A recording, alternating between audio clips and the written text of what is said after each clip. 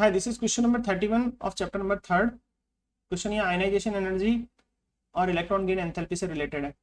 तो कुछ कंडीशन अगर अपन को याद है तो अपन ये क्वेश्चन बहुत आसानी से कर लेंगे। सबसे पहला है लीस्ट रिएक्टिव एलिमेंट, ये पहली चीज पूछी है। तो लीस्ट रिएक्टिव एलिमेंट कौन होगा जिसकी फर्स्ट आयनाइजेशन एनर्जी सबसे ज्यादा होगी, वो सबसे लीस्ट रिएक्टिव होगा, मतलब बहुत एनर्जी देनी पड़ रही है इलेक्ट्रॉन निकालने की। साथ साथ इलेक्ट्रॉन गेन एंथैल्पी उसकी क्या होनी चाहिए, पॉजिटिव। ये कंडीशन आप अगर याद है तो आप कोई भी क्वेश्चन कर सकते हैं। तो आयनाइजेशन एनर्जी तो हाई, देखते हैं हाई कहाँ, ये रहा 2372, बहुत हाई दिख रही है, और ये पॉजिटिव दिख रही है। ये दो कंडीशन जब एक साथ सेट हो जाएगी तो वो सबसे लीस्ट रिएक्टिव है, वो रिएक्ट नहीं करना चाह रहा। Second, most reactive metal, metal कौन है सबसे अच्छा रिएक्टिव, वो देखेंगे। तो जिसकी लोएस्ट फर्स्ट आयनाइजेशन एनर्जी हो, आयनाइजेशन एनर्जी 1 बहुत कम हो, कम एनर्जी से इलेक्ट्रॉन निकाल दे, तो बढ़िया अपने पास मेटल है। ठीक है, तो अब देखते हैं आयनाइजेशन एनर्जी 1 किसकी सबसे कम है, तो 419, और साथ में नेगेटिव भी होनी चाहिए इलेक्ट्रॉन गेन एंथैल्पी।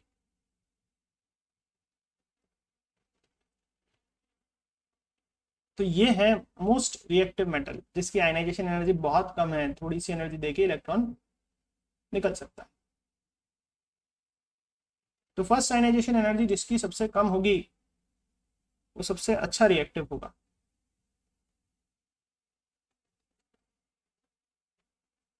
चलिए अब सी पार्ट,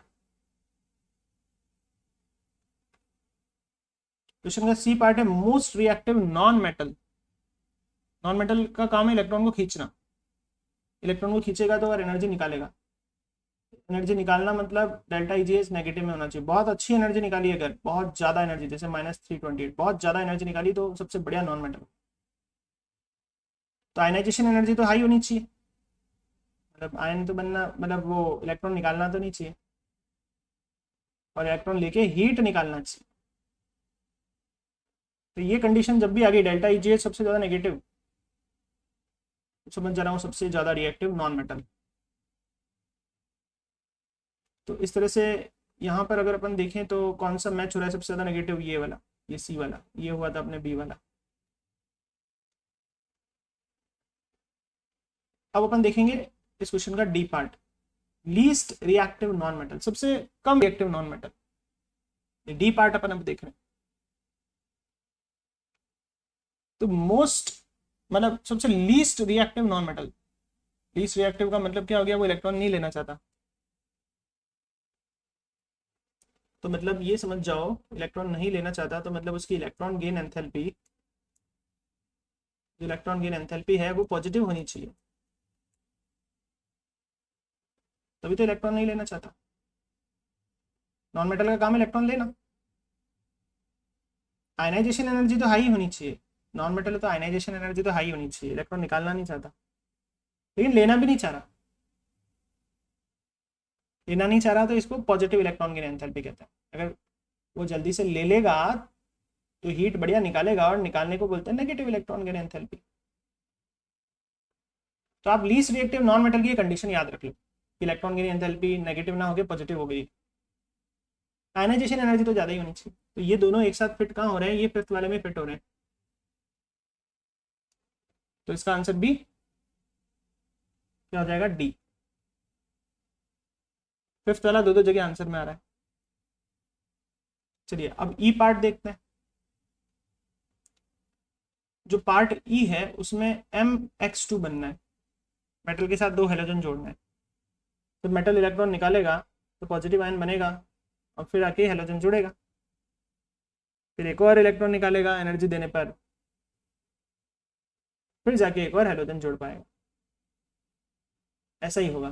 तो ये कंडीशन अपन को देखनी है। कुल मिला के यहाँ पर आयनाइजेशन एनर्जी 2 तक जा रहे हैं। पहले एक बार देंगे तो MX बनेगा, फिर एक और बार देंगे तो एक इलेक्ट्रॉन और निकलेगा, तो MX2 बन सकता है।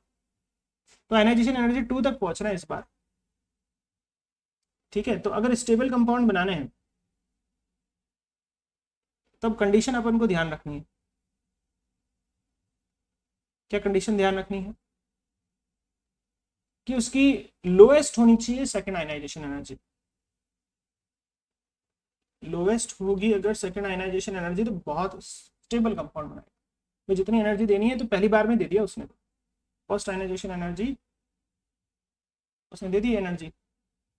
मैंने सेकंड वाला, कुल मिला के ये चीज़ ध्यान रखो कि अगर बहुत बढ़िया स्टेबल कंपाउंड बनना है तो सेकंड आयनाइजेशन एनर्जी है ना वो कम होनी चाहिए, अगर MX2 टाइप का कंपाउंड बनना, ठीक है। तो अगर लोएस्ट है सेकंड आयनाइजेशन एनर्जी तो वो स्टेबल कंपाउंड कहलाता है, ये आप ध्यान रखना। और नेगेटिव में भी लोएस्ट, डेल्टा EGH नेगेटिव तो होना ही चाहिए, हीट तो निकलनी चाहिए, लेकिन लोएस्ट मतलब बहुत बढ़िया स्टेबल है। तो इस पूरी सीरीज में अगर अपन देखें तो ये अपने को जो सिक्स्थ वाला दिख रहा है 1451, इस पूरी की पूरी सेकंड लाइन में ये सबसे कम दिख रहा है। तो आप ये बिल्कुल ध्यान लगा लो, ये ध्यान में बैठा लो कि अगर सेकंड आयनाइजेशन एनर्जी तक जा रहा है, पड़ रहा है, और वो जिसकी सबसे कम है वो सबसे बढ़िया स्टेबल कंपाउंड होगा। तो ये ई पार्ट इस तरह से सॉल्व होगा। अब एफ पार्ट देखते हैं। एफ पार्ट में अपन क्या देखेंगे, उसमें है the metal which can form a predominantly stable covalent halide with formula MX। तो MX बनना चाहिए, ठीक है। तो ये खाली एक बाइनरी कंपाउंड हो गया ये, तो मतलब एक M हो गया, एक X हो गया। पिछली बार में तो दो दो X थे, इसमें एक ही X है। तो इसमें फर्स्ट आयनाइजेशन एनर्जी को देखना पड़ेगा अपन को। अगर ionization energy first lowest, first ionization energy कैसी लो, और सेकंड आयनाइजेशन एनर्जी अगर हाई है, अगर ये स्टेट बैठ रही है तो वो स्टेबल कोवेलेंट हैलाइड MX बनेगा।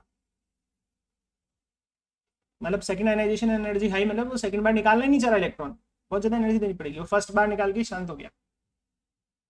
तो फर्स्ट आयनाइजेशन एनर्जी लो होनी चाहिए, सेकंड हाई होनी चाहिए, तो सेकंड तक पहुंचेंगे नहीं अपन, फर्स्ट से काम चल जाएगा। तो लो फर्स्ट आयनाइजेशन एनर्जी किसकी दिख रही है आपको, तो आपको दिख रही है ये एलिमेंट नंबर 1 520, ठीक है ना। इलेक्ट्रॉन गेन एंथैल्पी भी क्या होनी चाहिए, माइनस में होनी चाहिए और हाई होनी चाहिए। तो ये फर्स्ट वाला एलिमेंट दिख रहा है, इसमें आपने देखा होगा कि इलेक्ट्रॉन गेन एंथैल्पी फर्स्ट तो बहुत कम है, सेकंड बहुत ज़्यादा है। तो सेकंड तक पहुंचेगा ही नहीं, मतलब दूसरा इलेक्ट्रॉन निकालेगा ही नहीं, पहला इलेक्ट्रॉन निकाल के रह जाएगा, बस M के साथ एक X ही जुड़ पाएगा, है ना। अगर आप सोचें नीचे वाला देख लें तो उसकी भी तो और भी कम है, वो कर लेना चाहिए था, लेकिन उसकी सेकंड आयनाइजेशन एनर्जी इतनी ज़्यादा नहीं है, वो एक बार और इलेक्ट्रॉन निकाल सकता है, मतलब MX2 तक पहुंचने की संभावना है। तो संभावना को तो देखना ही नहीं अपन को, तो अपन को तो देखना है कि कौन करेगा। तो फर्स्ट कम होनी चाहिए, लेकिन साथ साथ सेकंड हाई होनी चाहिए, ताकि सेकंड तक पहुंच ही नहीं पाए, खाली एक बार इलेक्ट्रॉन निकाले, और एक बार इलेक्ट्रॉन निकालेगा तो ओनली MX ही बनेगा। तो इसका मतलब F पार्ट का आंसर ये हो गया।